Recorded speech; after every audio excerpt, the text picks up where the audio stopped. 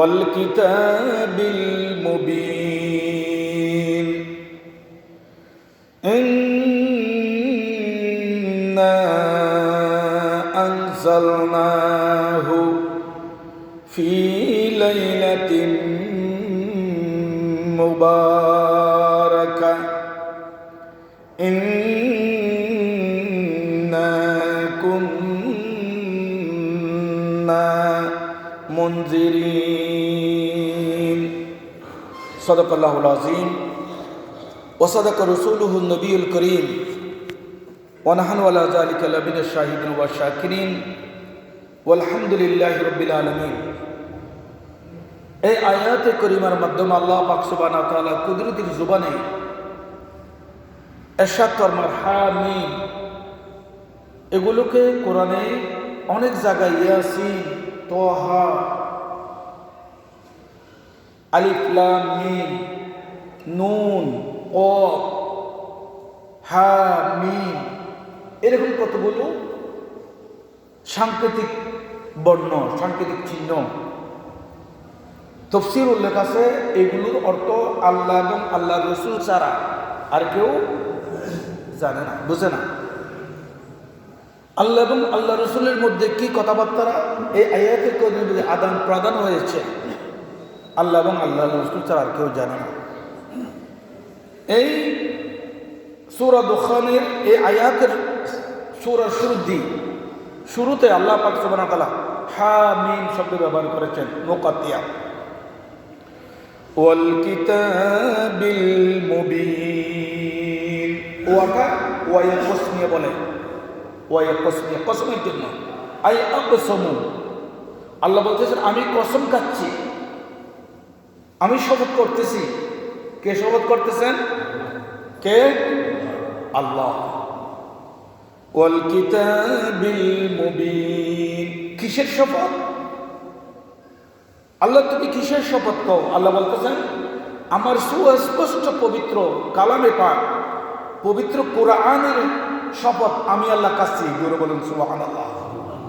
আমরা কোরআন ধরে শপথ করি, কোরআন মসজিদের ভিতর ঢুকে শপথ করি, পশ্চিম দিকে শপথ করি, কিন্তু এটা শপথের নিয়ম না। আল্লাহর বান্দারা শপথ করবে আল্লাহর নামে, আল্লাহ শপথ করতেছেন কোরআনের নামে।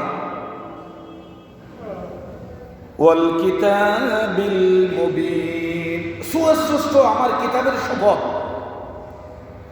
ইন্না আনজালনাহু ফি লাইলাতিন মুবারাকা,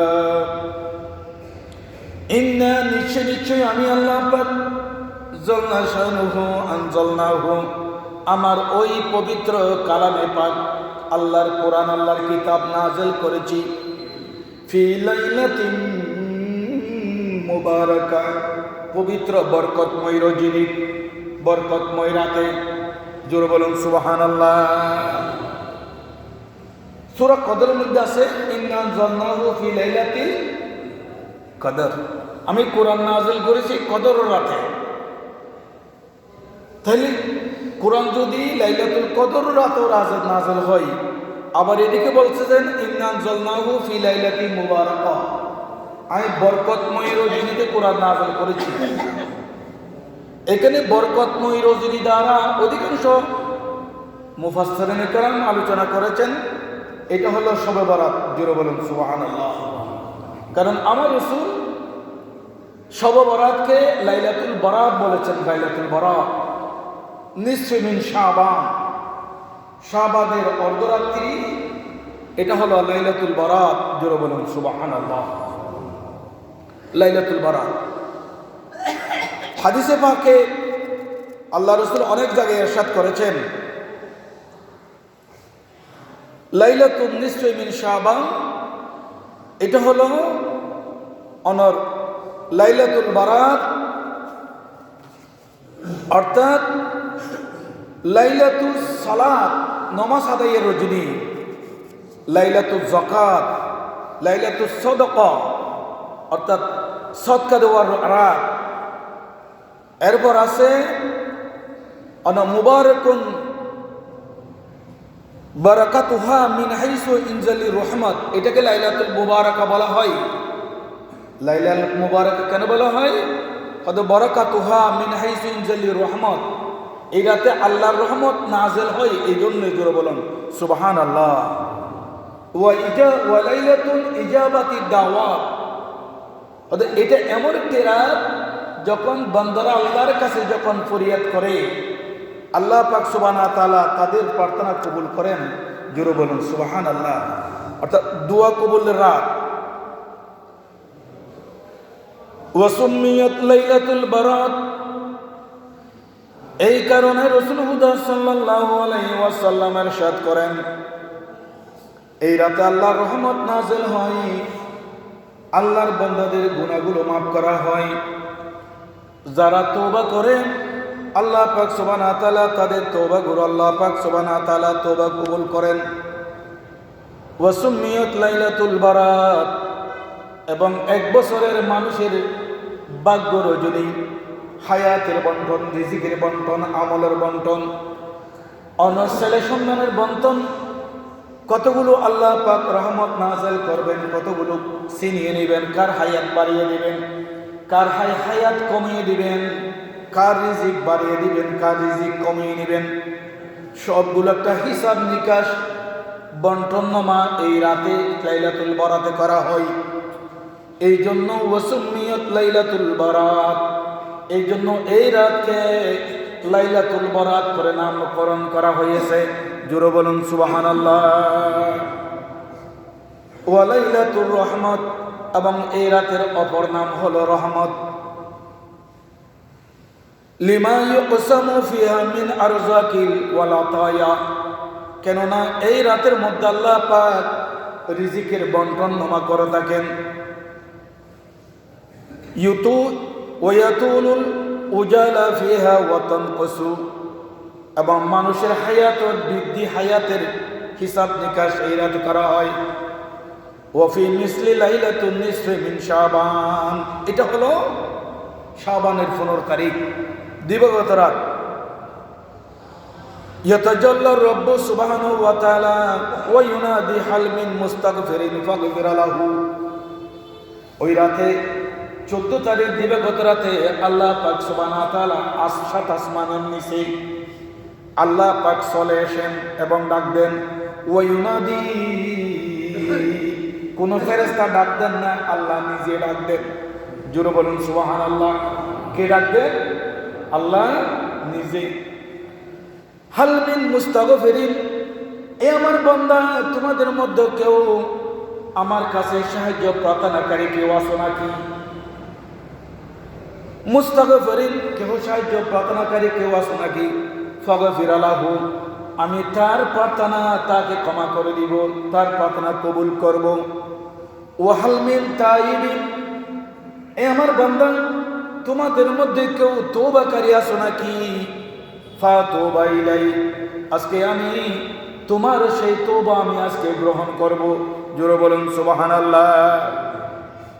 ওয়াহাল মিন সাইলিন ফাউতিয়াহু মাসউলাহু, তোমাদের মধ্যে কোনো কারো অভাবের কথা, কোনো অসুখের কথা, রোগাক্রান্তের কথা আমার কাছে সওয়ালকারী কেউ আছে নাকি? আমি তোমাদের সওয়ালগুলো আমি কবুল করব। জোরে বলুন সুবহানাল্লাহ। এভাবে আল্লাহ পাক সুবহানাহু ওয়া তাআলা লাইলাতুল বারাতের নিজ আসমানে এসে বান্দাদের সাথে শেয়ার করেন এবং বান্দাদেরকে তালাশ করেন। জোরে বলুন সুবহানাল্লাহ।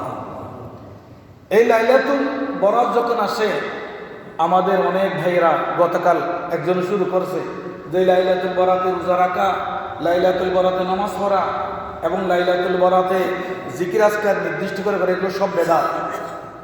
জোরে বলেন নাউজুবিল্লাহ। এগুলো সবগুলো বেদাত। ওদের লাইলাতুল মুবারাকা, যে লাইলাতুল কদর, লাইলাতুল মুবারাকা কোরআনে যেটা আছে সূরা দুখানে, এটা লাইলাতুল কদর। লাইলাতুল বারাত নামে কোরআন হাদিসে কোনো শব্দ নাই। জোরে বলেন নাউজুবিল্লাহ। এইরকম জাহেল কতগুলো মৌলবী।